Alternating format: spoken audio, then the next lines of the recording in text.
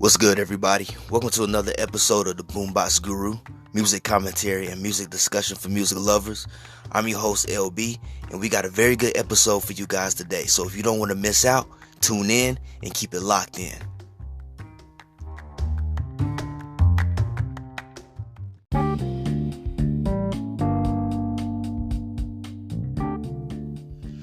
Hey, what's good, everybody? I want to welcome you all to another episode of the Boombox Guru. I'm your host, LB, and today's episode, we're doing a from worst to best album ranking by the Red Hot Chili Peppers, one of my favorite rock bands of all time, and I decided to focus on the period of 1984 all the way to 1991, pretty much the early years, all the way till Blood Sugar Sex Magic, when they became rock superstars. So please don't turn that dial, stay tuned, and keep it locked in for this episode of the Boombox Guru.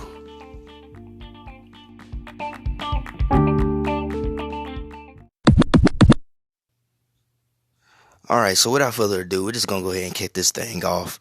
Like I said, this is an album ranking from worst to best, so we're starting with the worst album, in my opinion, in the Chili Peppers discography. We're going to start with the self-titled debut album, the Red Hot Chili Peppers, which came out back in 1984. Now, a lot of people probably don't even know about this record that much. I know I didn't find out about it till like 2003, 2004. I seen it in one of those BMG CD magazines. You remember those magazines back in the day where you could order like several CDs and get them in the mail? That's how I discovered that the Chili Peppers had been out since the early to mid 80s. But anyway, the Red Hot Chili Peppers self-titled debut album. This is easily a forgettable album.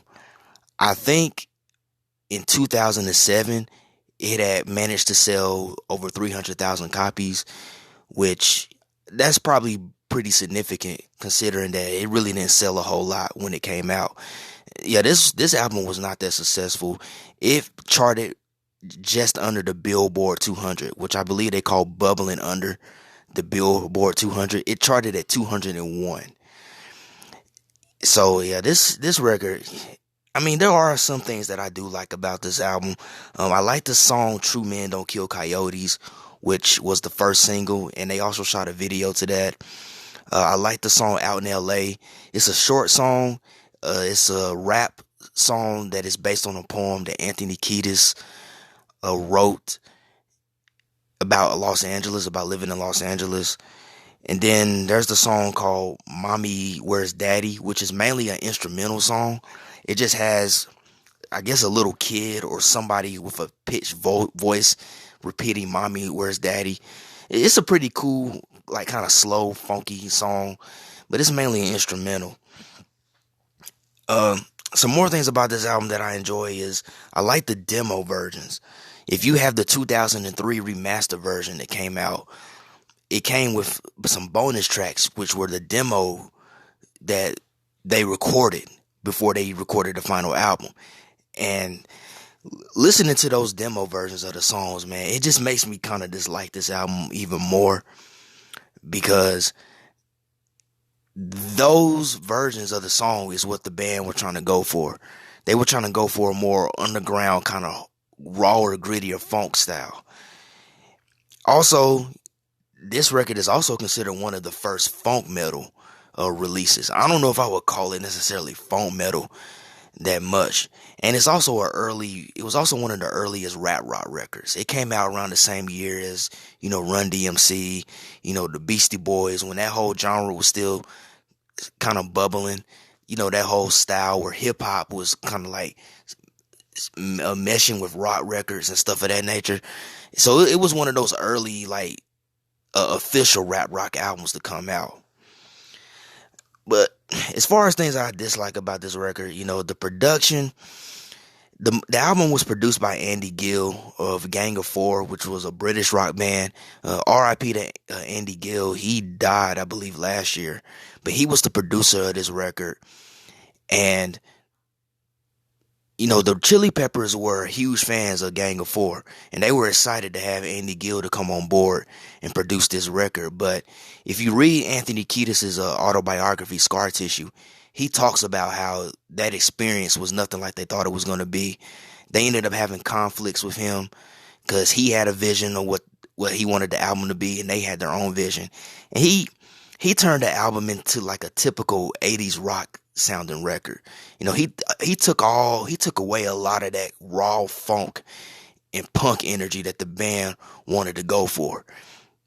He turned the production very glossy. He just made, if you listen to those demo versions and then you listen to the final album, you'll see what I mean. It's a huge contrast between what the band wanted and what he wanted. Another thing is that there's no Hillel, Slovak, and Jack Irons on the final record. Hillel, Slovak, and Jack Irons, they are the two original members of the Red Hot Chili Peppers. Hillel was the lead guitar player, and Jack Irons was the drummer. They played on the demo versions, which, like I said, that's included on the remaster version. They played on the demo of this album, but they were also in another band that ended up getting a record deal before the Chili Peppers. So they decided to leave the Chili Peppers and focus on that other band because they thought it was going to be more successful, although it didn't turn out that way. So Anthony and Flea had to hire quick replacements. They hired Cliff Martinez to be the drummer and Jack Sherman on guitar. And Cliff Martinez stayed with the band for another album. Jack Sherman, however, he didn't stay with them very long. He ended up getting fired not long after the album came out because his personality didn't mesh well with the other members of the band. And this record just had a little bit too many joke songs. You know, I think it's after Out in LA, the rest of the album is just joke songs. And it's only like only two songs after that, but they're just joke songs. And they just really didn't make any sense. I don't understand why they were even put on the album. I guess they were done to create some type of filler for the record. But other than that, man, in my opinion, this is the worst album that the Chili Peppers ever recorded. And I believe they would agree with me because they don't even like this album that much. I don't think they've performed any songs from this album in years, probably over 30 plus years. But it's an easily forgettable album. Like, I only recommend it for people that are like diehard Chili Peppers fans. I mean, diehard Chili Peppers fans. Or if you're like me and you just wanted to like complete your collection, that's really the only reason why I would go for this album. Other than that, man, you know, you're not really missing out on anything unless you get the remaster version that has those demo songs, which has all the original members of the band.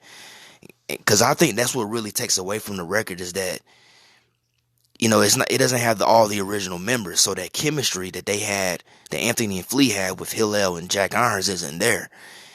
But it's really just not a great album, man. So, you know, at your own risk, check it out if you want to. But my personal opinion, you're not really missing out on much. Alright, so then we're going to go to the next album, which is Freaky Styley. This came out in 1985. This is their second album. And I got to be honest with you, I was kind of conflicted on where I wanted to place Freaky Styley, because Freaky Styley is actually one of my favorite Chili Peppers albums. And I wanted to place it a little bit higher, but I just couldn't bring myself to place it above any of the next three records that I'm going to talk about. Even though this is one of my favorite albums by the band, you know, I didn't want that to be the deciding factor of where I should place it. But it's definitely not in the worst category. I'm definitely going to put this album in the best category, because this record was a vast improvement over the debut album. You know, with the first album, it kind of felt as though that the band were kind of just going through the motions and they really wasn't taking things very serious. And of course they got shafted because, you know, they lost two of the original members, and then their producer and them weren't seeing eye to eye. But this record right here, this was the beginning of the Chili Peppers heading in the right direction, because for one thing, Hillel Slovak, he returns to the band after Jack Irons gets fired, and then the band that Hillel left, the Chili Peppers, to go join didn't pan out as well. He came back to the fold. So he adds like his flavor, and he starts. This is the beginning of when the Chili Peppers start to like develop that signature sound that they had in their early career. His guitar tone had a very psychedelic nature to it, very acid rock type. He seemed to be a really big student of like Jimi Hendrix and stuff of that nature. But yeah, Hillel Slovak returns to the band. And then another thing is that this album was produced by George Clinton. If you don't know who George Clinton is, he's one of the forefathers of funk music. He created the P-Funk sound. He was the leader of Parliament Funkadelic. And, a lot of great musicians know who George Clinton is, man. Definitely go Google him if you don't know who he is. But he produced this record. And because of that, this ended up being the funkiest record that the Chili Peppers ever made. Like this is mainly a pure funk record for the most part. And the interesting thing about, George Clinton producing this record is it really wasn't the Chili Peppers doing George Clinton. It was more of like the meeting of two worlds or two styles. Like George Clinton brought in his P-Funk flavor while the Chili Peppers brought in their very rock and roll punk funk style of funk music. They brought that to the flavor, man. And let's see here, some songs on here that I like. I like the first song on here called Jungle Man, which I think is a great example of how the Chili Peppers were really starting to develop that signature sound that they had. And then they had two cover songs on here as well called Hollywood, Africa, which was originally done by the Meters. And then you have If You Want Me to Stay, which was originally done by Sly and the Family Stones. Now, me personally, I usually have a bit of a pet peeve about bands doing more than one cover song on an album, especially a studio album. But in this case, these two cover songs actually fit the album. They don't really break up the momentum of what the album is doing. It just seems like they fit it very well into the flow of the record. Then you have American Ghost Dance, which is one of my favorites on here. This is where the Chili Peppers start to get a little socio-political. This song is about how Native Americans were treated when they came to America. Of course, Anthony Kiedis, he is part Native American, and this was the beginning of him, making songs addressing those issues that face Native Americans. And then, The Brothers Cup. The Brothers Cup is one of my favorites on here too. That's one of the funkiest tracks on the album. I mean, Flea's bass line on there is just killer. Like Flea is an awesome bassist, man. I don't think he gets enough credit for that. And then you have Battleship, which Battleship is really known as Blowjob Park, because that's what they talk. That's what the song is about. It's about oral sex, and that's what they shout during the chorus. Is Blowjob Park, and it's actually based on a true story about a park somewhere in Los Angeles that was known for that, where people would go and get BJs. And then you have Catholic Schoolgirls Rule, which is more of a punk rock track, more of a funky punk rock track, and it's got an interesting video, which I think is still up on YouTube. It was very controversial though, so the video didn't get played a lot on MTV. I think it got played in underground nightclubs and stuff because it was very controversial. A lot of sacrilegious imagery and stuff, and then you had like young women on there exposing their breasts and stuff. But for the most part, man, this is a really solid album. I'm glad that Hillel came back to the forefront. So you got a third of the original Chili Peppers lineup back in the fold. The only dislikes that I have is that they still are doing the whole joke track thing. I think Sex Rap was one of the joke tracks. The joke tracks. And there's another song on there that's a joke track.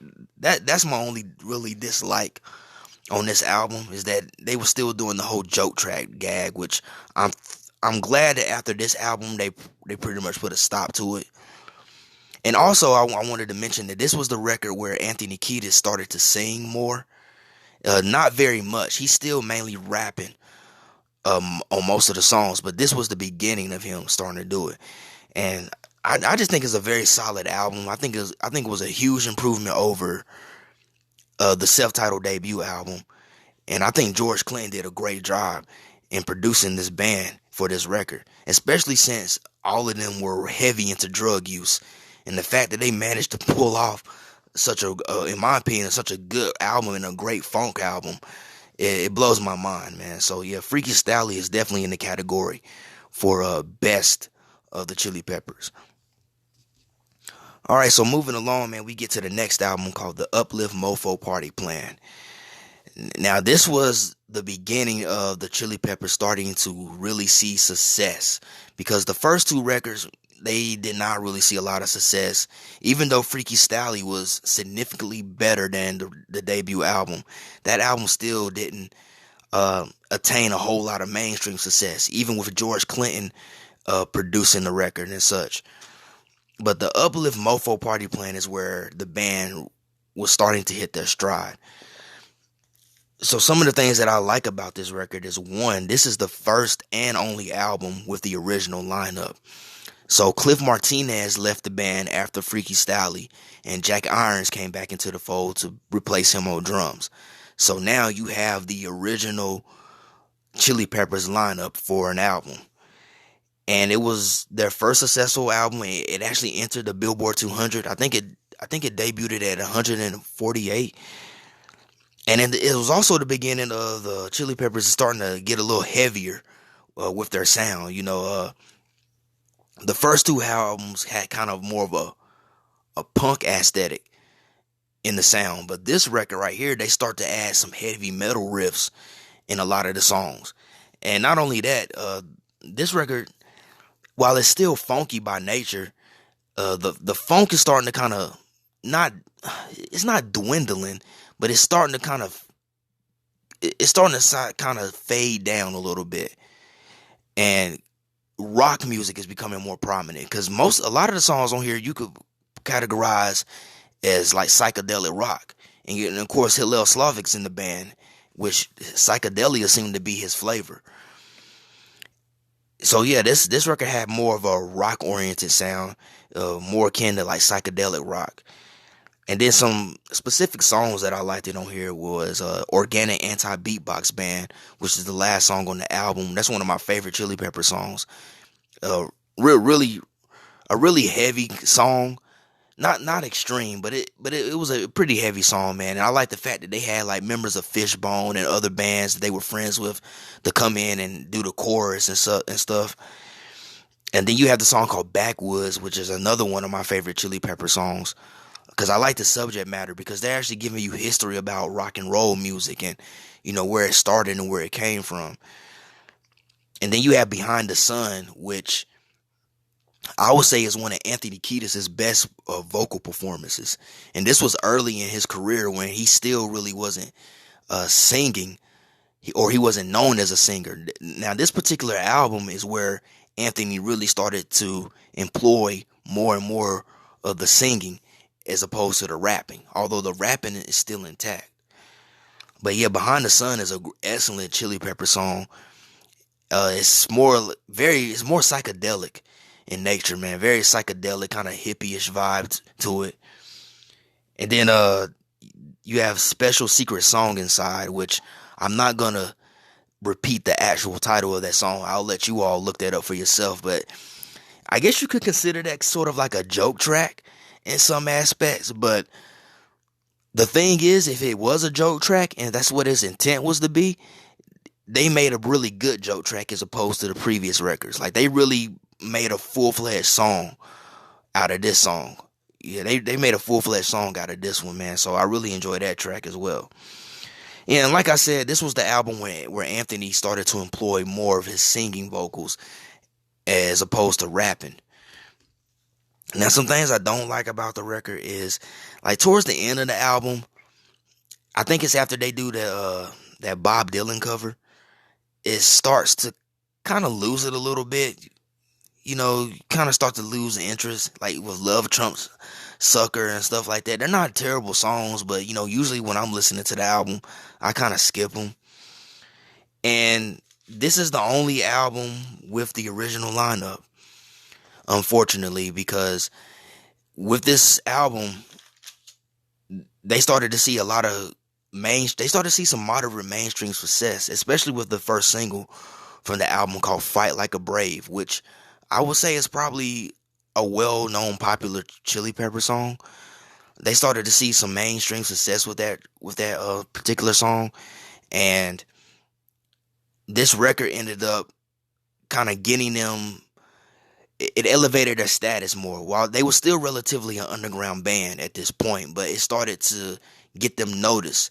I believe "Fight Like a Brave" got aired on MTV for a time and such of that nature. And they ended up doing a pretty successful tour, I believe, off of this record. But unfortunately, like I said, this was the only album with the original lineup, because shortly after the tour of this record, Hillel Slovak, he died from a heroin overdose, and Jack Irons ended up leaving the band because he really couldn't take Hillel's death. That he didn't take it very well, so he ended up leaving the band. And Anthony and Flea, they were questioning whether they should continue on with the band. So the Red Hot Chili Peppers' future was in jeopardy after Hillel's death. He was one of the original members, and you have to understand, all these guys met each other when they were like in junior high school and stuff. So they practically grew up together as kids, and then one of the original members ends up dying. So then another one ends up leaving the band. So Anthony and Flea, they wasn't sure how they should continue. But of course, as history serves, they did continue on. But yeah, it would have been interesting to see where the band would have went after this record had Hillel still lived. But hey, everything happens for a reason. So we go to the next album. Some of you might be shocked by this one, but for the next record, I chose Blood Sugar Sex Magic. All right, so now this was the big album for the Chili Peppers, man. This was the record that turned them into superstars. It really elevated their status, man.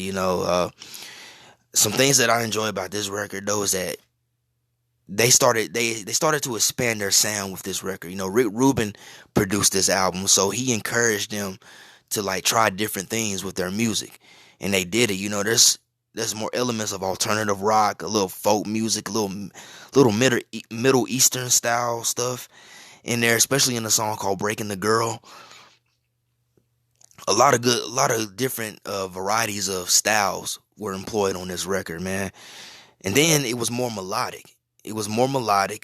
And Anthony sings a lot more on this record. I think on this album, this is where Anthony really became more confident as a vocalist.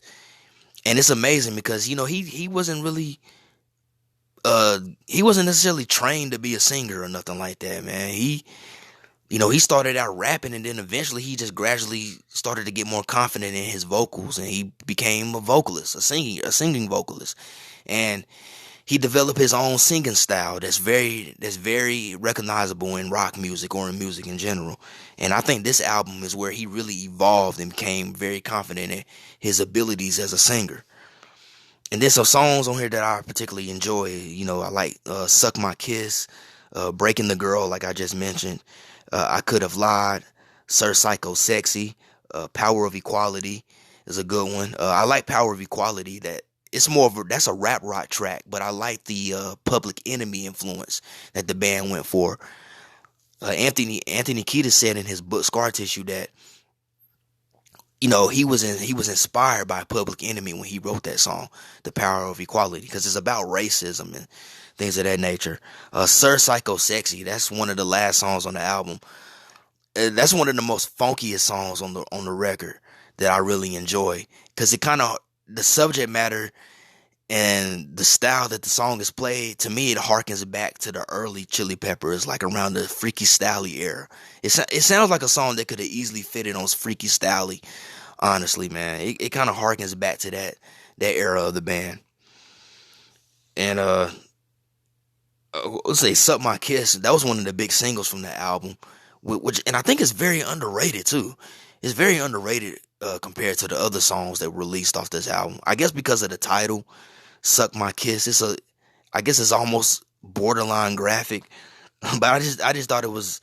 I just always dug that song. I always dug the vibe of the song, and I always dug the delivery that Anthony Kiedis delivered on that song, man. It's one of my favorites, man. I enjoy it quite well.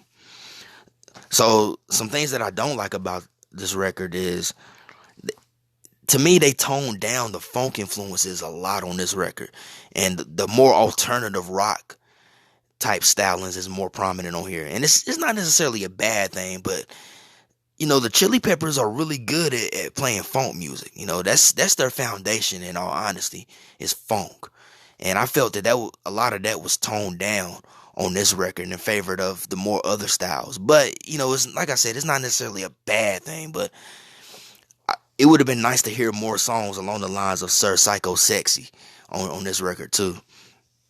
And then there's no like heavy like metal riffs.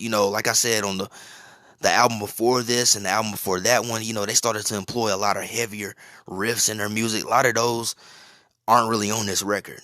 It's not really on here. And then the biggest dislike is that a lot of the singles from this album are overplayed. They're way overplayed. How many times can we hear Under the Bridge? How many times can we hear Give It Away Now? How many times can we hear Breaking the Girl? I don't think Breaking the Girl really gets overplayed that much. Probably back in the day, it got hella overplayed. But, yeah, a lot of the big singles from this record are just way overplayed. Radio really killed it. Radio really killed it, man. I don't know what else to say, man. Like, Give It Away Now. It's a cool song, but it's not a song that I really want to hear too much anymore. As well as Under the Bridge. I mean, not a song that I really want to hear too much anymore. So it takes away that timelessness, in my opinion, by the radio overplaying those songs so much, man. So there's really not a lot of that value of like when you first heard the song left. But that's about it. Other than that, Blood Sugar Sex Magic is a really great album. Like I said, this was the record that catapulted the Chili Peppers into being rock superstars. So they wouldn't be where they are now if it wasn't for that record. And Rick Rubin did them justice, man, by getting behind the boards and producing for them. All right, so now we get to the final album on my list, and this is going to be the best album on this ranking. And some of you will probably not even going to be surprised by this, but I chose Mother's Milk as the best. Yes, that's right, Mother's Milk. This is my all-time favorite Chili Peppers album. If you ask me what is my one favorite Chili Peppers album, I'm going to automatically tell you Mother's Milk. What I like about this record is that, for one, this was the first album with the classic lineup. So with this record, Chad Smith, he came in on drums, and John Frusciante came in on guitar. They replaced Jack Irons and Hillel Slovett, respectively. And I think that this is the beginning of when the Chili Peppers took off. I think with the addition of Chad and John, this is what really solidified the Chili Peppers' status in rock history, and it catapulted them and took them to a way higher level. So another thing I like about this album is that this is the heaviest Chili Peppers album. This is the closest that the Chili Peppers ever got to being metal. Lots of heavy metal riffs on these songs. Man, is it a heavy record. That's why I really enjoy it, man, because you can listen to this record, you can get funky, but you can also headbang to a lot of the stuff on this record as well, man. I think they did an awesome job. And it's crazy, though, because the band really did not like how this record turned out in the end. They didn't like the heaviness of this record.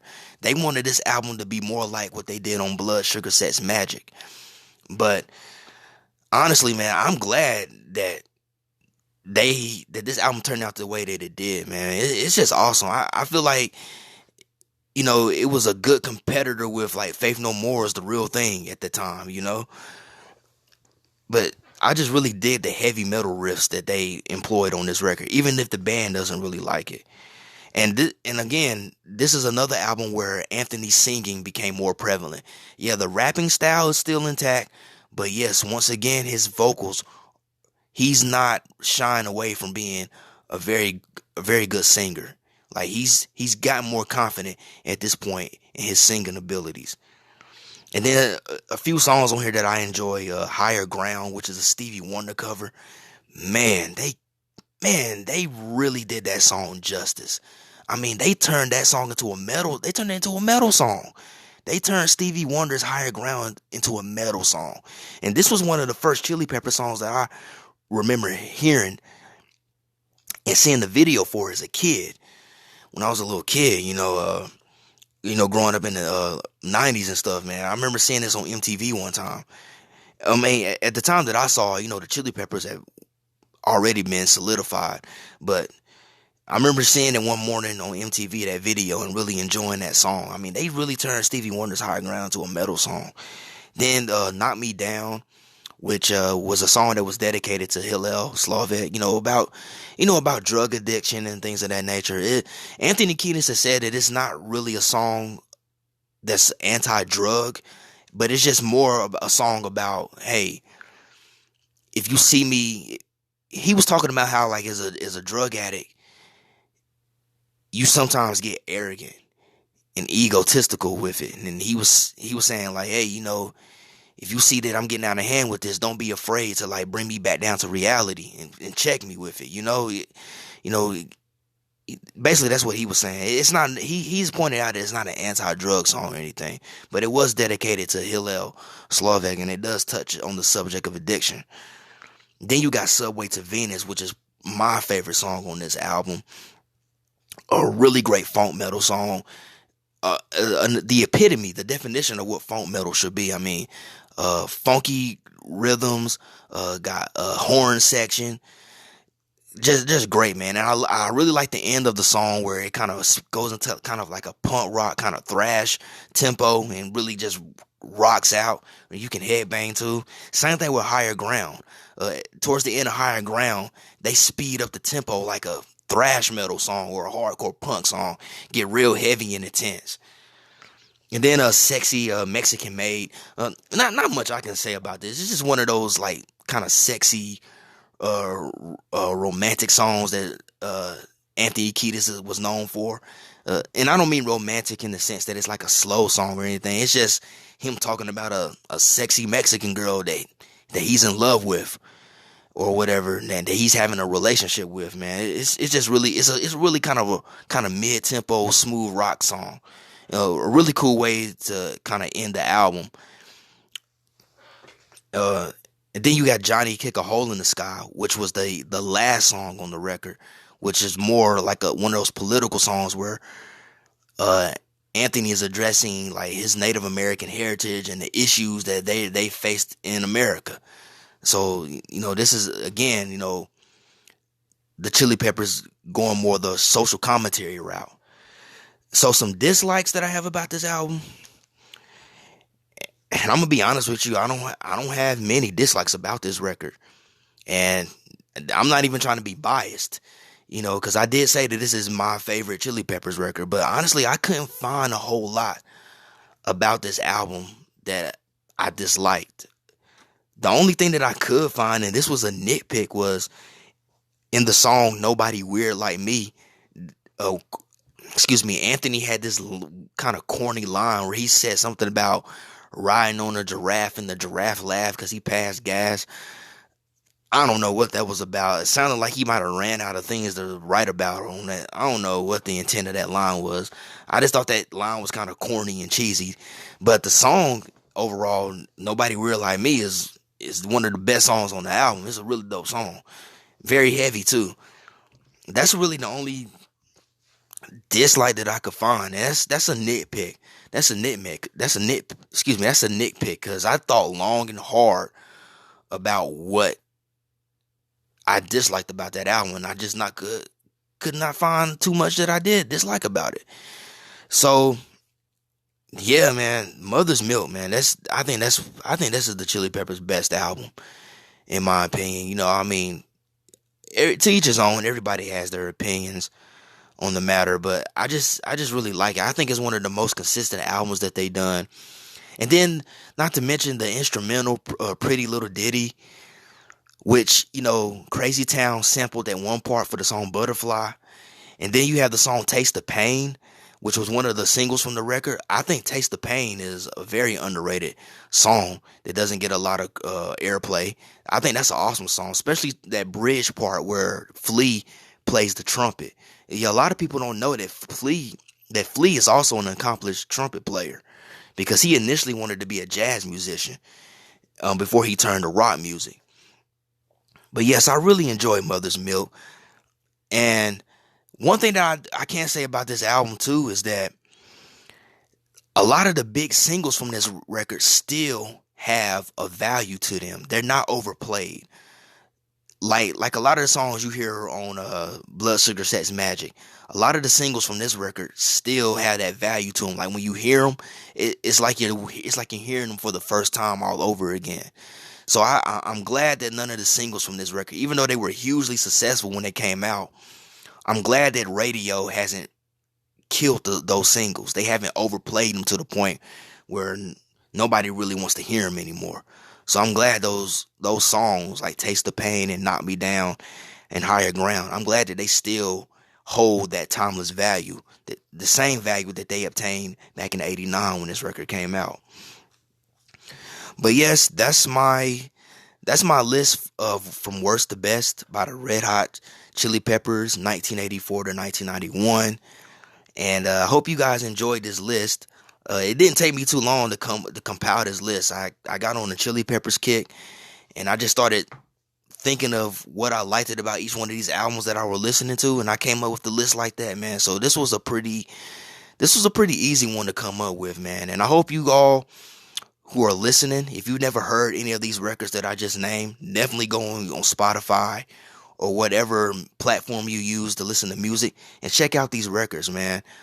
Some really good albums, save for maybe the first album, because I think that record is just terrible, man. But definitely go and check out these records, man, because you know me, I'm not gonna steer you wrong. You know, I'm not somebody that promotes whack music, man.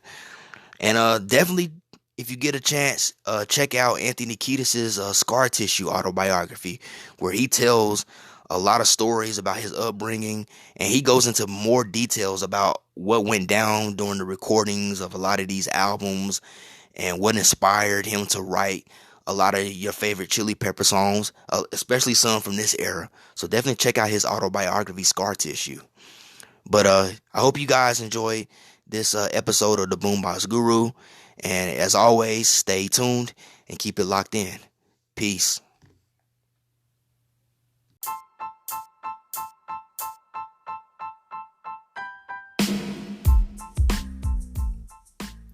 What's good, everybody? Hope you enjoyed this new episode of the Boombox Guru. And if you did enjoy this episode, I want you guys to do me a favor. I want you to follow me on Spotify at the Boombox Guru. Check it out on Google Podcasts, Pocket Casts, Radio Public. You can also follow my Instagram page at the Boombox Guru.